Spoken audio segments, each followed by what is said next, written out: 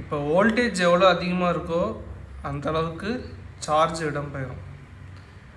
Q வந்து Pக்கு proportional. இப்போ வந்து ரெண்டுத்துக்கும் நடுவில் இருக்க கான்ஸ்டன்ட் தான் வந்து C. அதுதான் வந்து மின்தேக்கு திறன், கெப்பாசிட்டன்ஸ். அப்போ சின்றது ஒரு விகிதம், ஒரு ரேஷியோ, Q/V. எவ்வளோ V அதிகமாக இருக்கோ Q அவ்வளோ அதிகமாக இருக்கும். C வந்து ஒரு மாறிலி, கான்ஸ்டண்ட்டாக தான் இருக்கும். இப்போ நம்ம வந்து இதில் எவ்வளோ சார்ஜ் இருக்குது, எல்லாத்துலேயும் எவ்வளோ Q இருக்கும், அதை தான் நம்ம இப்போ கண்டுபிடிக்கணும். அப்புறம் இதில் இருக்க வோல்டேஜ், அதுக்கப்புறம் இதில் இருக்க எனர்ஜி, மின்னழுத்த ஆற்றல், அதை தான் நம்ம கண்டுபிடிக்கணும். இப்போ இந்த மாதிரி ஒயரில் வந்து சார்ஜ் போகிறது வந்து தண்ணி போகிற மாதிரி, பைப்பில் தண்ணி போகிறதுக்கு ஈக்குவல். இப்போ வந்து இந்த ரெண்டுமே பேரலாக இருக்குது. இது வந்து இரு குழாய்கள் ஒரே சாய்வில் இருக்கிற மாதிரி. இந்த குழாய் இங்கேருந்து தண்ணி வருது, பிரிஞ்சு இப்படி போகுது. இந்த சாய்வு தான் வந்து வோல்டேஜ். அதனால் இங்கே ரெண்டுத்துலேயுமே வோல்டேஜ் ஒன்று தான் இருக்கும். அதில் உள்ள இருக்க தண்ணி தான் வந்து சார்ஜ் மாதிரி. அதனால் இங்கே ஃபுல்லாக சார்ஜ் ஒன்று தான் இருக்கும். இந்த ரெண்டுமே மறுபடியும் சேர்ந்து போகிற குழாய் தான் அது. குழாயில் தண்ணி போகிற மாதிரி. சரி, இங்கே ஃபுல்லாக வந்து Q ஒரே வேல்யூ தான் இருக்கும், இங்கே வோல்டேஜ் ஒரே வேல்யூ தான் இருக்கும். இப்போ எவ்வளோ வோல்டேஜ் அதிகமாக இருக்கோ அந்த அளவுக்கு சார்ஜ் இடம்பெயரும். இதில் இருக்க ஒரு கான்ஸ்டன்ட், ஒரு மாறிலி தான் வந்து கெப்பாசிட்டன்ஸ், மின்தேக்கு திறன். அப்போ கெப்பாசிட்டன்ஸுன்றது என்னது? ஒரு விகிதம், ஒரு ரேஷியோ, Q/V. V அதிகமாச்சுன்னா Qவும் அதிகமாகும். அதனால் C வந்து கான்ஸ்டண்ட்டாக தான் இருக்கும்.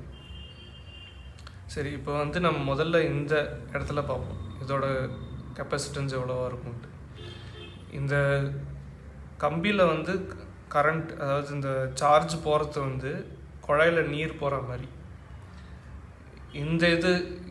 இந்த மாதிரி பேரலாக இருக்கிறது வந்து குழாயில் வந்து சாய்வு இருக்கிற மாதிரி, ஒரு டில்ட்டடாக இருக்குது, குழாய் வந்து சாய்வில் இருக்குது. இந்த மாதிரி இங்கேயும் சாய்வு ஒன்று தான், இங்கேயும் சாய்வு. அந்த சாய்வை குறிக்கிறது தான் வோல்டேஜ். அப்புறம் குழாயில் இருக்க நீரை குறிக்கிறது தான் கரண்ட், அது சார்ஜ். இப்போ ஒரே நீர் தான் இங்கே ஃபுல்லாக போகும். அதனால் இங்கே ஃபுல்லாக ஒரே சார்ஜ் தான் இருக்கும். இங்கே மட்டும் சார்ஜ் வேறு இருக்கும்.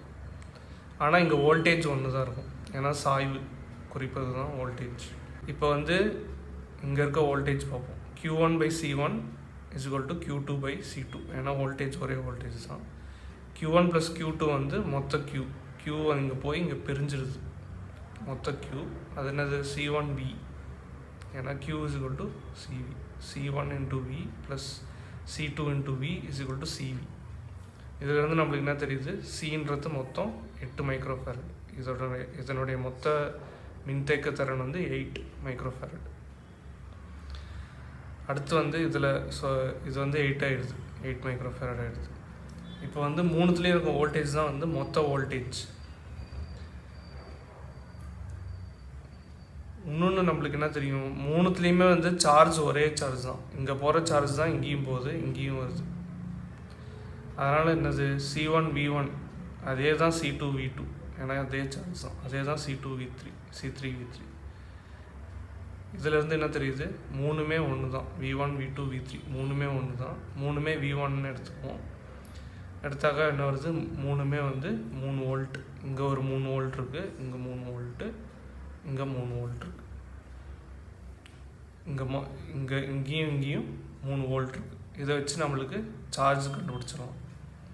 சார்ஜுங்கிறது என்னது? C × V. அப்போ இங்கே எவ்வளோ இருக்கும்? இங்கே 24 மைக்ரோ கூலும் இருக்கும். அதே மாதிரி இங்கேயும் 24 மைக்ரோ கூலும், இங்கேயும் 24 மைக்ரோ கூலும். இங்கே 24 மைக்ரோ கூலும் வந்து இந்த மாதிரி பிரிஞ்சிருது. Q1, Q2 அப்படின்னு பிரிஞ்சிருது. அதை நம்ம கண்டுபிடிக்கணும். இங்கே எவ்வளோ இருக்கும் வோல்டேஜ்? இங்கேயும் 3 வோல்டேஜ், இங்கேயும் 3 வோல்டேஜ். அப்போ இங்கே எவ்வளோ இருக்கும்? 6 மைக்ரோ கூலும். இங்கே எவ்வளோ இருக்கும்? 18 மைக்ரோகுலம்.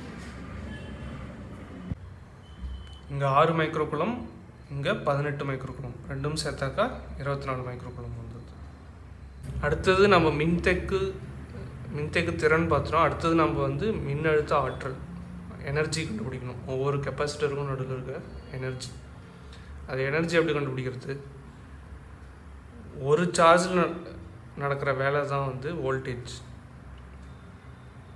அப்போ வோல்டேஜ் இன்ட்டு சின்ன சார்ஜ் வந்து சின்ன எனர்ஜிக்கு ஈக்குவல். இப்போ மொத்த எனர்ஜி எப்படி கண்டுபிடிக்கணும்னாக்கா இன்டகிரேஷன் பண்ணி V வந்து ஆல்ரெடி Q எப்படி மாறுதோ அந்த மாதிரி Vயும் மாறும். ஏன்னா V = Q/C dQ. இதுதான் வந்து Q²/2C வரும். இதுதான் வந்து எனர்ஜி. நம்ம ஆல்ரெடி வந்து எவ்வளோ சார்ஜ் இருக்குன்னு தெரியும், ஒவ்வொன்றுலேயும் எவ்வளோ கெப்பாசிட்டன்ஸ் இருக்குன்னு தெரியும். அதை இங்கே வந்து சப்ஸ்டிடியூட் பண்ணாக்கா ஒவ்வொரு இதுலேயும் எனர்ஜி கண்டுபிடிச்சிடலாம். இங்கே எவ்வளோ இருக்குது? 8 மைக்ரோஃபாரட் கெப்பாசிட்டன்ஸ் இருக்குது. மின்தேக்கு திறன். சார்ஜ் எவ்வளோ இருக்குது? 24 குளும் இருக்குது, மைக்ரோகுளும். 24 ஸ்கொயர் இன்ட்டு 6,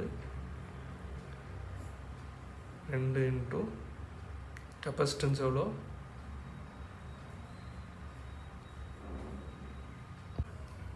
எவ்வளோ? 36 மைக்ரோ ஜூல். இங்கே 36 இருக்குது. அதே தான் இங்கேயும் இருக்கும். ஏன்னா இங்கேயும் 8 மைக்ரோஃபாரடு, அதே சார்ஜ். இங்கேயும் அதே Q 36. இங்கே வந்து வேறுபடும். இங்கே எவ்வளோ Q இருக்குது? 6 மைக்ரோகுளும் இருக்குது, 2 மைக்ரோஃபாரட் இருக்குது.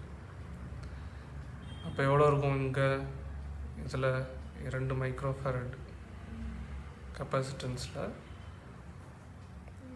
எவ்வளோ இருக்கும் எனர்ஜி? E2 மைக்ரோஃபாரட்னு வச்சோம். எவ்வளோ இருக்கும்? 6 square into 10⁻⁻6 divided by 2 into இங்கே 36 மைக்ரோ ஜூல் கண்டுபிடிச்சிட்டோம். அடுத்தது இங்கேயும் எவ்வளோ இருக்குன்னு பார்ப்போம். இங்கேயும் 36 மைக்ரோ ஜூல் இருக்குது. இங்கே எவ்வளோ இருக்கும்? இங்கே சார்ஜ் வந்து 2 மைக்ரோஃபாரட், 6 மைக்ரோகுளும். அது இங்கே போட்டோம்னாக்கா Q²/2C. அது என்னது? 6 microcoulomb square by 2 into 10⁻⁶, 18/2, 9 micro joule வரும். அதே மாதிரி இங்கே எவ்வளோ? 18 மைக்ரோகுளும், 6 மைக்ரோஃபாரட் இருக்குது. அதை இங்கே சப்ஸ்டியூட் பண்ணோன்னாக்கா 18 square micro square by 6 microcoulomb by 2 எவ்வளோ இருக்கும்? 27 மைக்ரோ ஜூல். இப்போ ஒரு சார்ஜில் நடக்கிற வேலை தான் வந்து வோல்டேஜ் அப்படின்னு சொல்லியிருந்தேன். அப்போ ஒர்க் டன் வந்து வெறும் வோல்டேஜ் இன்ட்டு சார்ஜ் அப்படின்னு பண்ணலாம் அப்படின்னு தோணலாம். dWVdQ, இது dWVdQ. இப்போ ஒர்க் டன் வந்து dV = VdQ அப்படின்னு எழுதிருந்தோம். V × Q அப்படின்னு எழுதுறதுக்கு பதில். ஏன் அப்படின்னு பார்த்தாக்கா சர்க்கியூட்டில் வந்து ஃபஸ்ட்டு 9 வோல்டேஜ் பேட்ரி போட்ட உடனே ஃபுல்லாக Q வராது. Q வந்து முதல்ல 0 இருக்கும், அதுக்கப்புறமா தான் CV அப்படின்னு வரும். இப்போ Q × V வந்து CV² இருக்கும். ஆனால் நம்மளுக்கு ஒர்க் டன் ஃபார்முலா வந்து என்னது? CV²/2. Q²/2C. Q = CVன்னு போட்டாக்கா CV²/2 வரும். எனக்கு வந்து CVன்றது முதல்லையே Q இருந்துச்சுனாக்கா அதனுடைய வேலை தான் வந்து CV. இது Q × V, CV². ஆனால் Q வந்து 0ல் ஸ்டார்டிங்கில் 0ல் இருக்கும், அதுக்கப்புறமா தான் CV போகும். பேட்ரி போட்ட உடனே Q இருக்கும்னு இல்லை, முதல்ல 0லேருந்து கொஞ்சம் கொஞ்சமாக இடம்பெயர ஆரம்பிக்கும் சார்ஜ் இதுக்குள்ளார. அதனால தான் இந்த பரப்பில் பாதி தான் வந்து, இந்த ஏரியாவில் பாதி தான் ஒர்க் டன். அதனால தான் CV²/2 இதுக்கும் இருக்க ஆவரேஜ் தான் CV/2. அதனால் ஒர்க் டன்னா Q வந்து CV/2 ஆக்சுவலாக 0லேருந்து அதிகமாக இருக்கிறதுனால ஆவரேஜ் Q. அதனால் என்ன ஒர்க் டன்னு Q ஆவரேஜ், அதே மாதிரி V average. Q ஆவரேஜ்னது CV/2. V average வந்து எப்பயுமே வோல்டேஜ் 9 வோல்டேஜ் தான் இருக்குது இன்ட்டு CV. CV²/2. CVங்கிறது Q²/2C இப்படின்னு எழுதலாம்.